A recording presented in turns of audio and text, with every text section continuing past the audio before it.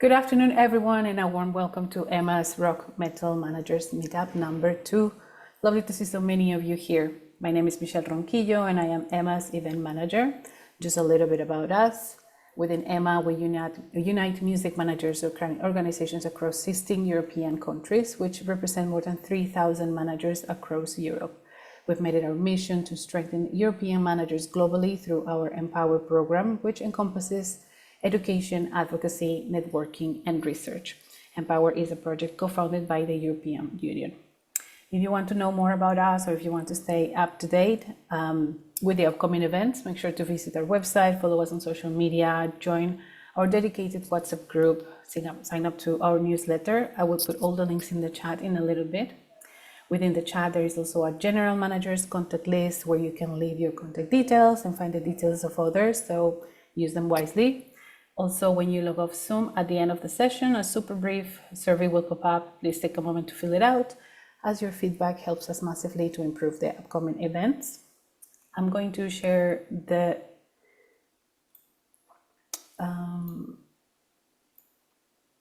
can you see the agenda of today?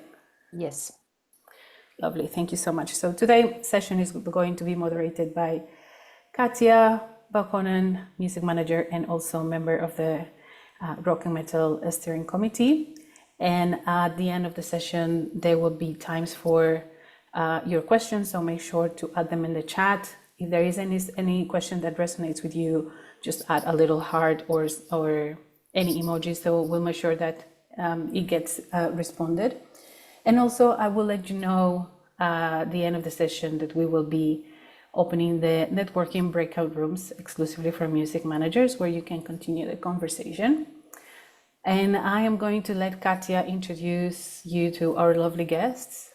And yeah, without further ado, over to you, Katja. Thank you so much, Michelle. Hi, my name is Katja Vauhkonen. I work as an artist manager in Backbone Management, and I'm based in Finland, Helsinki.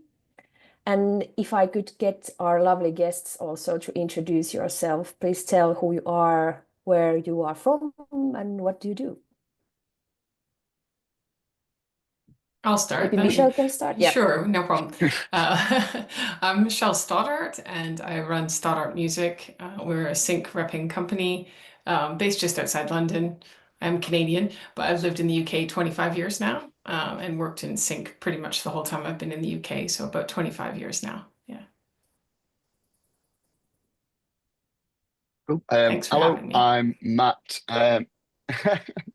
I'm Matt. I am one of the directors at Wipeout Music, which has been a music publishing company for 30 years. It's recently expanded into offering distribution services. Predominantly, my role in the business is looking out for sync opportunities for our roster. Hey, hi, I'm Verena. I'm the co-founder and co-owner of Dunstan Music, a music management and music publishing company, and Dunstan Media, a digital music marketing agency. And yeah, we're located in Germany. All right, hi everybody. Nice to meet you. My name is Leo Niemi. I'm an independent freelance music supervisor based in Helsinki, Finland. I work both in advertising and in film. And I also run an independent sync agency for Finnish indie music called Sync Sauna. Welcome to you. I have like a bunch of questions here, but as Michelle said in the early beginning, please, all our guests, please be free to just send it over to the chat so it got answered. But I will start with this really easy one. I feel like if we look at all the genres and all the advertising sync TV series, it might be fair to say that rock and metal genre is not like the most popular in that game. How do you feel nowadays? Is there like good market for rock and metal music in sync, like overall? I want to jump in to say that I beg to differ, and maybe it's a Finnish peculiarity, but I'm checking my past work as we speak, and not everything is metal or rock, but it keeps on popping up like here and there. And very recently, I've had a massive metal project in advertising, which we're probably going to talk about. So I've been happy to, I love rock and I love metal especially, so I've been happy to be able to play some songs every now and then. To add to that, Yeah. I feel similar. I feel there's a lot more opportunity in recent years. I mean, there's a lot of call for electronic or, you know, singer-songwriter and all sorts of other genres too, but there does seem to be a fair bit, if we include punk in there as well, and under the rock umbrella, there's definitely a lot of call for that in recent times. And metal, it's not every day necessarily, but I'd say a lot more than there has been recently. And we've had some placements as well, which is good, which I guess we'll get to at some point. Yeah. Yeah. I mean, I'm a believer that there's think opportunities out there for most corners of every genre, really. I mean, quite often I've been surprised by some of the licenses that we've done. We had one recently, which was an advert, well, an extension on an advertising license that we did, which was for a really, really quite left field piece of music. It was absolutely bananas, and I was very, very surprised that the ad agency selected it. And yeah, I just think it's like sometimes it's the right place, the right time, and the right project. But you know, even some of the like older catalog that we have, you know, we've got a corner of our catalog which is like punk music released from like the 70s, 80s, and 90s, and that's all time stamped, and that actually does quite well in licensing. You know, even though you know it's not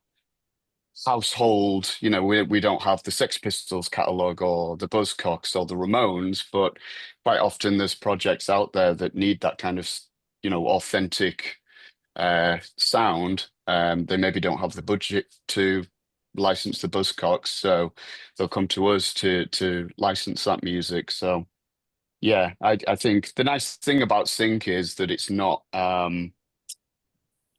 quite like radio plugging, where a radio plugger has a certain window of opportunity to be able to find radio play around a release date.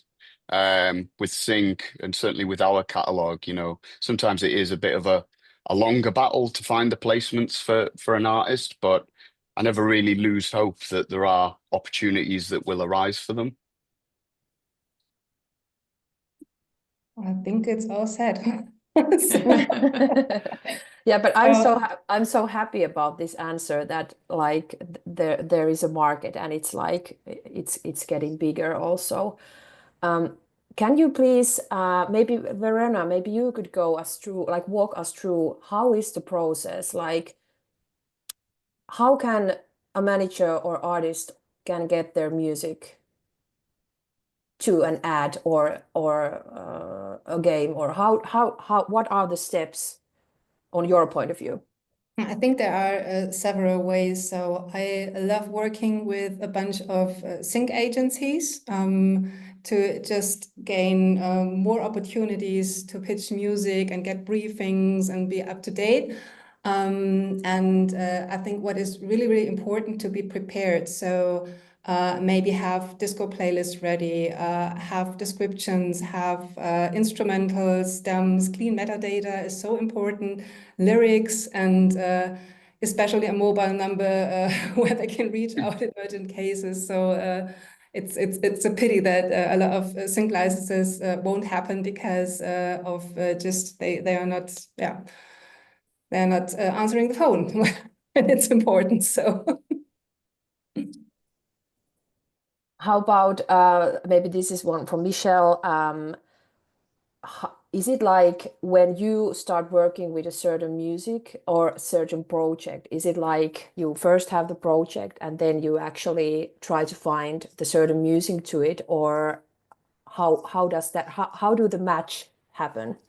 Yeah, I mean, Yeah, it's a bit of a mix. I mean, there's just so many briefs and projects coming through every day. So yeah, I mean, we might get somewhere it's completely open and it could be any genre. So that makes it a little more involved. But sometimes it's more detailed.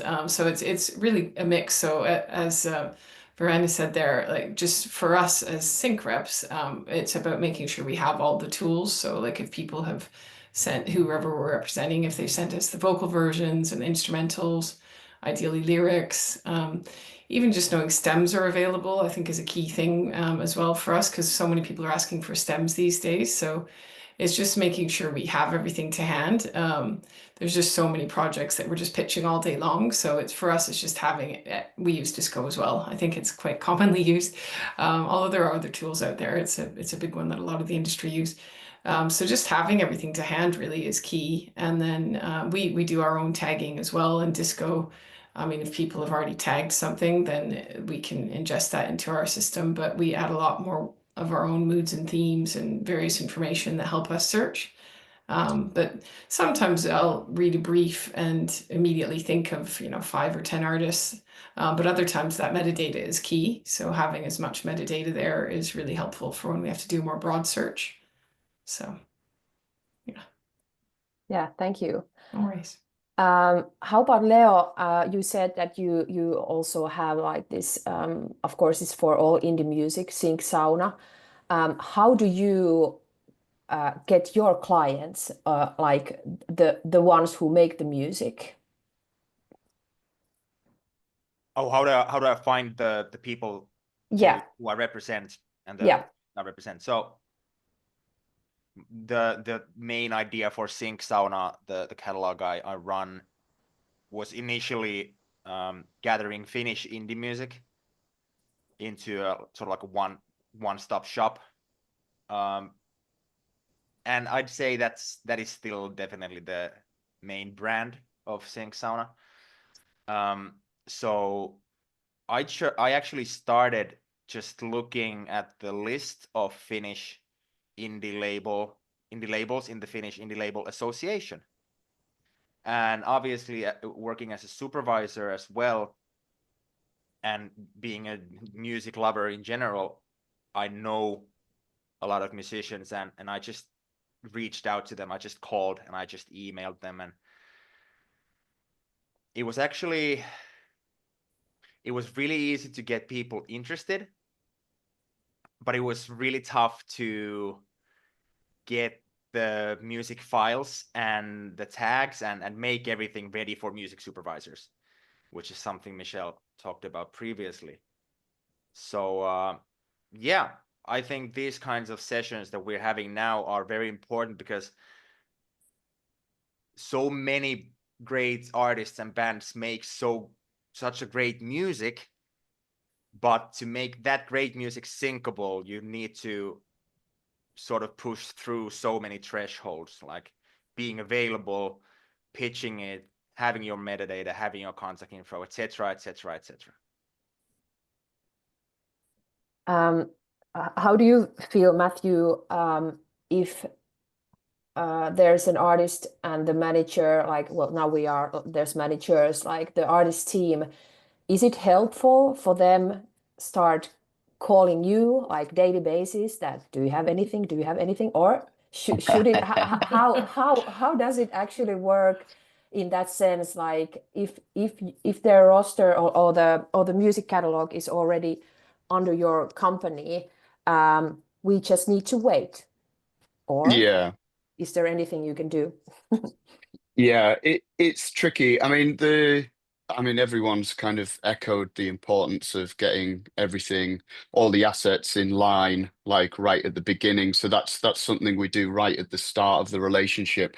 But even before that, when we're discussing potentially working with an artist, whether that's with the artist direct or with the management team, I do like to get a sense of what their expectations are in terms of, what we might be able to achieve for them. Because I think a lot of it feels like everyone knows somebody else that's had a huge sink and, for thousands and thousands of pounds when in reality, most of the sync that we get for our catalog, it sits anywhere between $1,000 a pound up to $10,000 a pound. And I think there's like over the past maybe like 5 years, there seems to have been a big groundswell in terms of those types of opportunities. They seem to be increasing in number, which is great.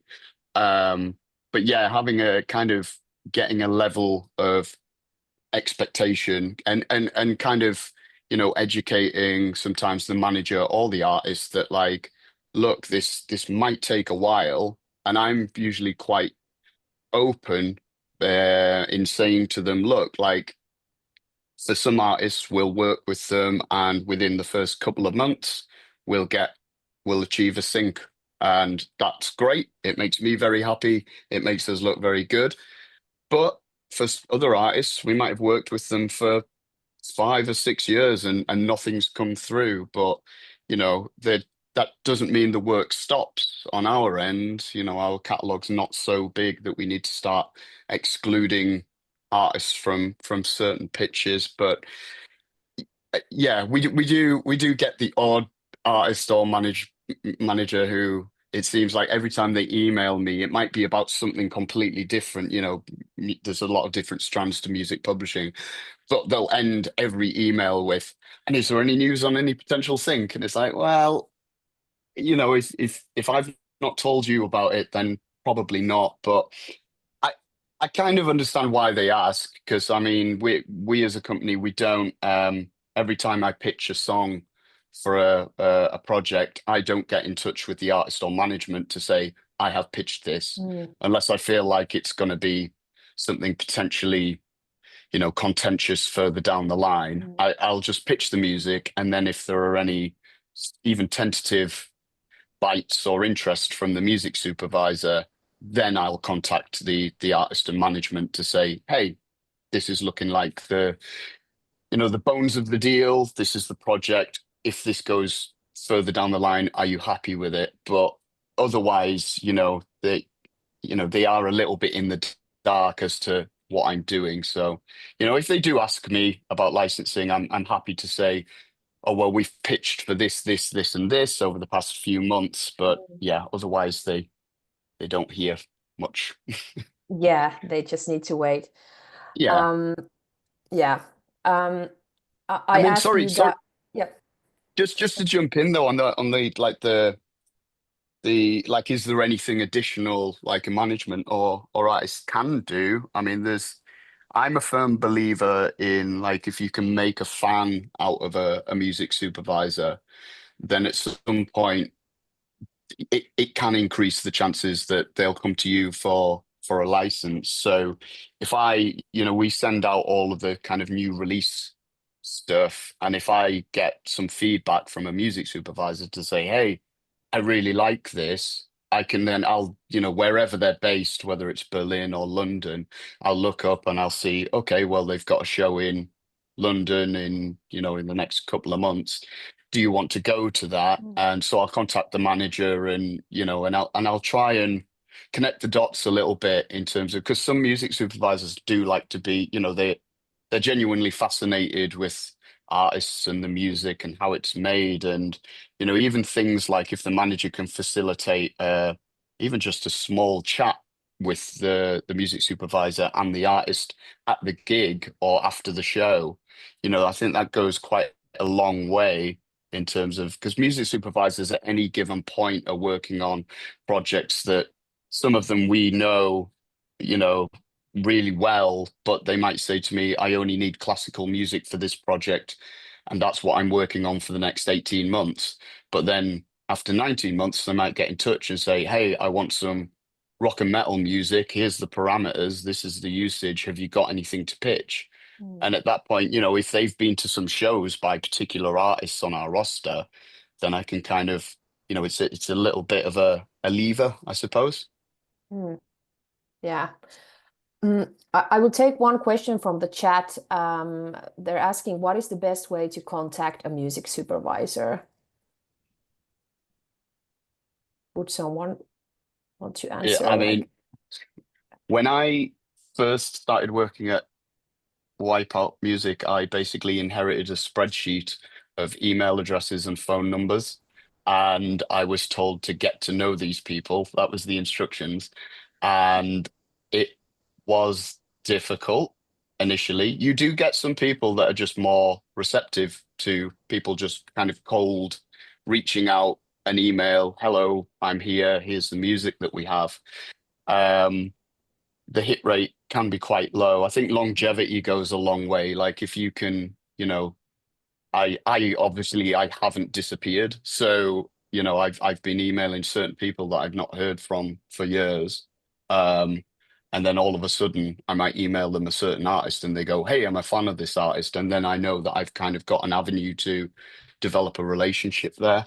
So it is quite difficult, but a lot of them are genuine music fans. And, if you can if you get any sort of indication that they're a fan of one of your artists, that's the way to do it. That you get them to a show, send them albums, and Yeah. they'd appreciate that. But it is difficult. Yeah.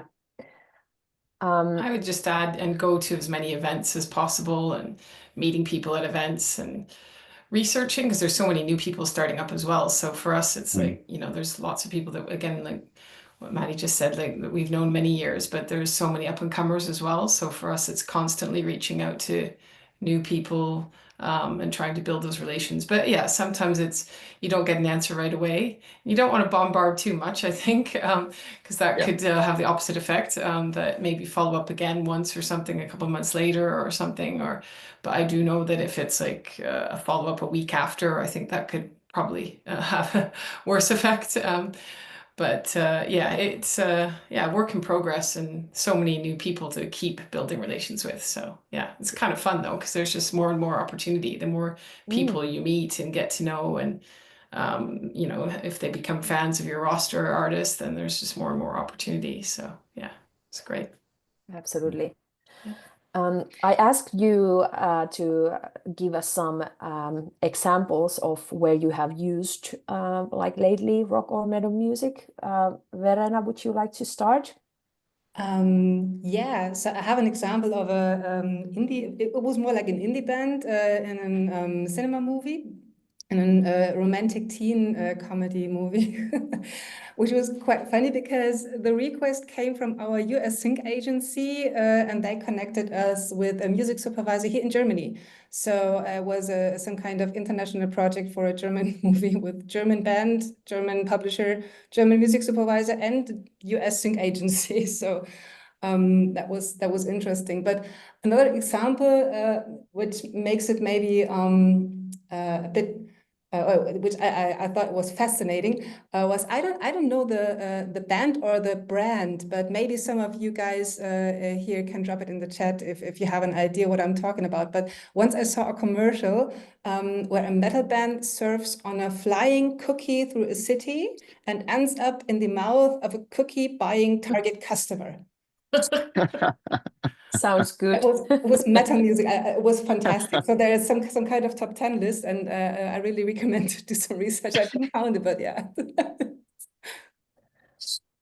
How about you, Michelle?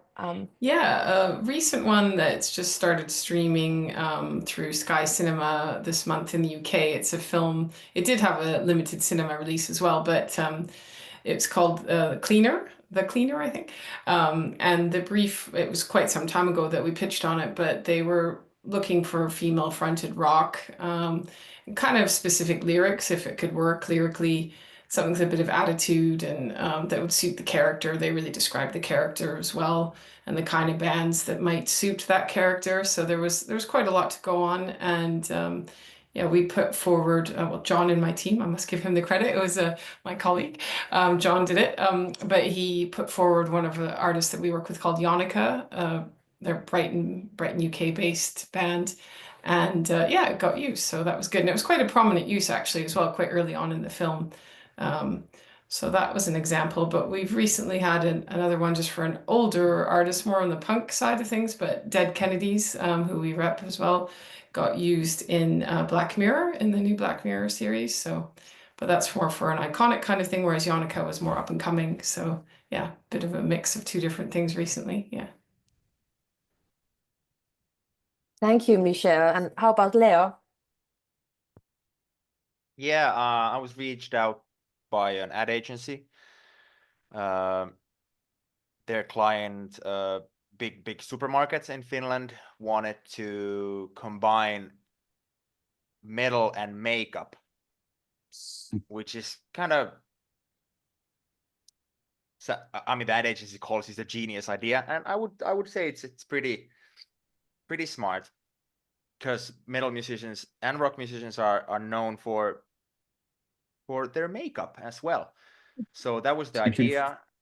And so I got the privilege to sort of pitch them an idea of what we would do in order to promote the makeup sector in the supermarkets with metal artists. And what we ended up doing was an actual EP of 4 songs, bespoke songs created by some of Finland's, I'd say, most current indie metal bands and artists. We got to cover 4 different sort of genres or subgenres in metal, all the way from sort of hair metal to technical death metal. And my sort of basic foundation for that project was to keep things real, in a sense that I wanted us to actually make actually good metal music and not sort of advertising metal. So the music ended up being super good, and I'm super proud of it. But as project in advertising almost always are, they are super hurried, and the schedule is super tight. So there was a lot of moving parts, especially related to music rights. And I made some licensing deals directly with the artists, but some of them had a manager, and some of them had a publisher. So it was tricky, but we pulled it together, and yeah, go. I will actually send the link on Spotify here on the chat. Go check it out. The music is pretty good. And was it that, Leo, it was only the music and the ads were only used in social media?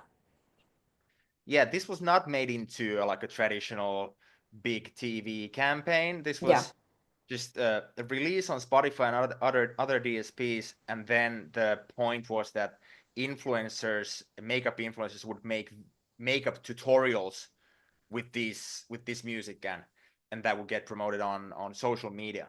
So it was sort of like an untraditional way of marketing, more based on earned media than bought. We don't have all the results yet, so I can't say if it was a successful campaign, but I can say that it was a campaign. Thank you, Leo. How about Matthew? I mean, most of our recent syncs and placements aren't anywhere near as interesting as that one in terms of, I suppose, like the overall creativity of it. But we've had a couple of placements for the new Guy Ritchie series, Mobland, which is currently airing. So they've been great. Had confirmation of a Doublon track on the next series of the Buccaneers. We had a pretty I think, given the nature of our roster, because it's a lot of guitar-based music, a lot of rock, and a little bit of metal.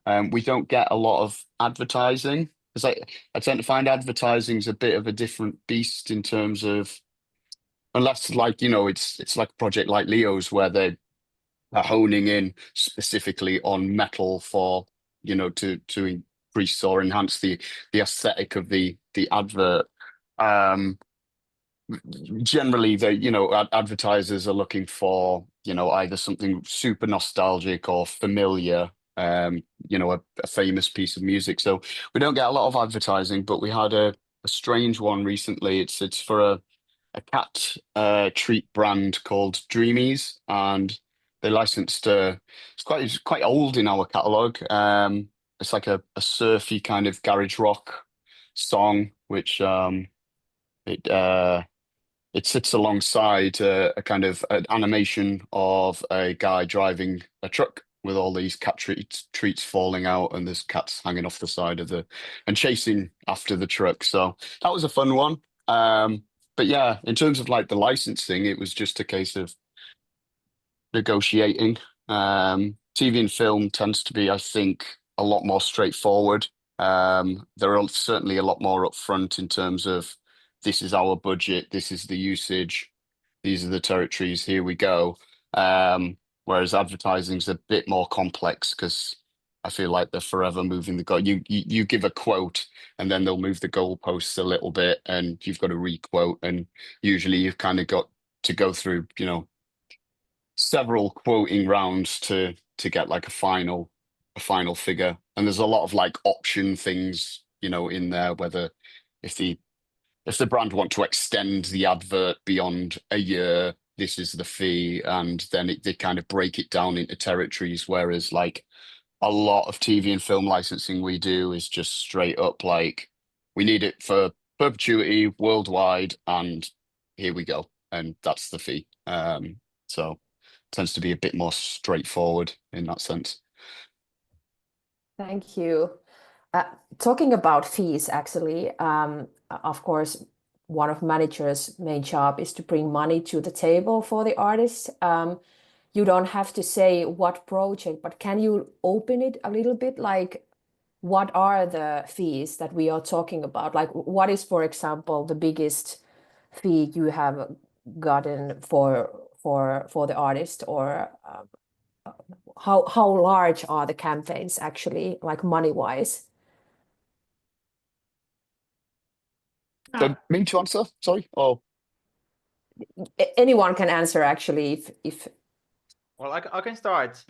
Obviously, I work mainly in Finland, so our music budgets and audiovisual production budgets in general are lower than UK, Germany, pretty much anywhere else. But in terms of Sync Sauna, I've been able to make several 5-figure placements in advertising for Sync Sauna artists. And as a supervisor, when I license commercial music for my clients in Finland in advertising, international songs are almost always 5 figures, and local songs are 4 figures. And film, documentaries, TV, that sort of thing, is at the very, very low end of 4 figures. And as a sync agent operating Sync Sauna, I will rather make a small sync than not make a sync at all. Obviously, I don't decide whether the deal is being approved. The rights holders will decide, and eventually they will decide if the money they will earn is the money they want to earn. Obviously, it's a forever lasting discussion on where the perfect price points is, and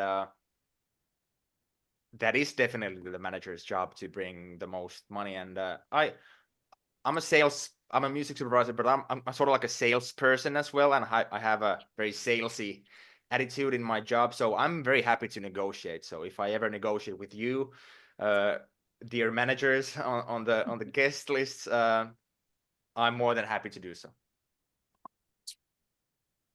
yeah. I think the way I look at the payments, especially for like TV and film, we do, obviously there is an element of negotiation to the fee, but there are certain things that I'll look at in terms of, what is the status of the artist? Are they an artist that picks up like national radio play, or are they kind of, still a relatively unknown artist? Because that, that affects the final figure, but also like how the music's going to be used in context of the TV and film. Like if it's very much background usage whereby, you know, there might be a song playing on a jukebox in a bar scene, and it's not integral to the scene, then you're in a less strong position to be able to up the fee, because the production company essentially will, you know, just be able to switch that bit of music out for another bit of music for, you know, within their budget. Whereas if it is something like, you know, the end of the final scene of an episode, and then it runs into the final credits, then obviously you can expect a higher fee, a much higher fee, and there can be a little bit, you know, you're in a stronger position to be able to try and up the fee. And I don't mind having those conversations, because at the end of the day, if you know, as long as you're realistic in what you're going back with, and you're not trying to double or treble the fee, um, essentially they can only come back and say yes or no.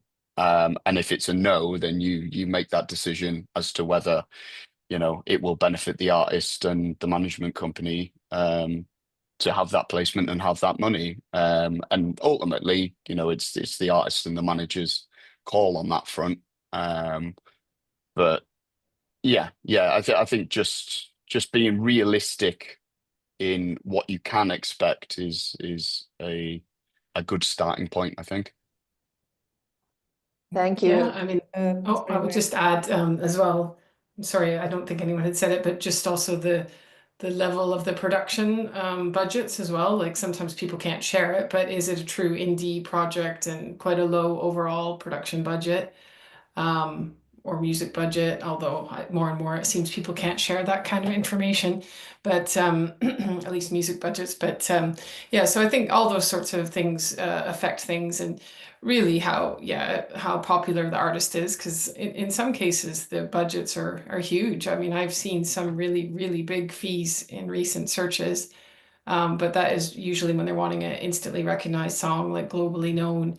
And then a real mix of much lower, depending on you know, the level of artist. So it's really varied, and it gives a lot of opportunity for all sorts of level of artists, which is great. But I've had the odd like 500,000 aside kind of brief recently for adverts, which I don't see that often, but there have been some recently. So those are nice, yeah.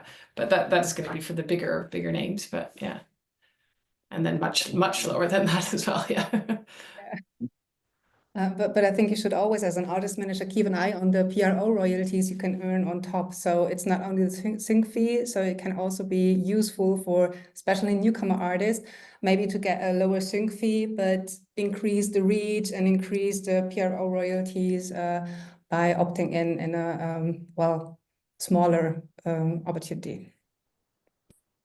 Yeah, thank you so much, because I feel like it might be also that some there are people who don't kind of like know what the scale is with the fees. So maybe when you got asked your music to some project, you feel like the fee, this is maybe a little too low or whatever. Like it's good to have like some kind of a perspective, like what's actually being paid, like everywhere. But I think there's like some questions in the chat. There's one, hi everyone, I am a manager of a noise rock band, and I remember 3 years ago asking around relevant sync agencies, freelance music supervisors about more niche genres and whether they find its place in video games or ads, and got back either no, it's too specific, hardcore, avant-garde, or I've already represent something similar, so won't have enough research for this.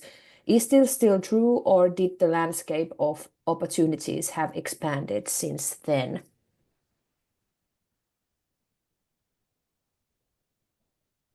Michelle, how do you feel? So what, hardcore kind of metal, or what like Yeah, I guess this could go to all, like if we are talking about rock and metal music, does it yeah. matter which box you are in, or Yeah, I mean, I find there's briefs for almost, you just can't predict what's going to come through. So personally, I couldn't say whether or not, you know, we'll have a brief for something really heavy in the next week or so. It's just so hard to know. But I do feel like we're surprised. There's almost briefs for everything. So, and opportunities. I mean, we've had some really heavy things placed recently. So they are going through, like I've thought of other examples. Yeah, like we've had a couple of TV and film things, and it's like kind of really loud, noisy, like really, really heavy rock. And we have had some placements and that kind of thing. So it's, yeah, you can't predict. It seems every single day is different, and it does feel like there's opportunity. Yeah. Hope that helps. Yeah, I want to second that. It feels like sync sort of operates under different terms than music on streaming or radio, in a sense that you definitely cannot predict which song or which brief you get for what kind of projects. I remember not too long ago I placed a very extreme metal song from Sync Sauna to a children's movie. And I didn't make a deal with that band or that label to pitch that kind of music for children's movies. So yeah, and I think even I think rock and metal is actually, they kind of work well in sync and in film and advertising, because they're quite passionate. It's quite passionate music.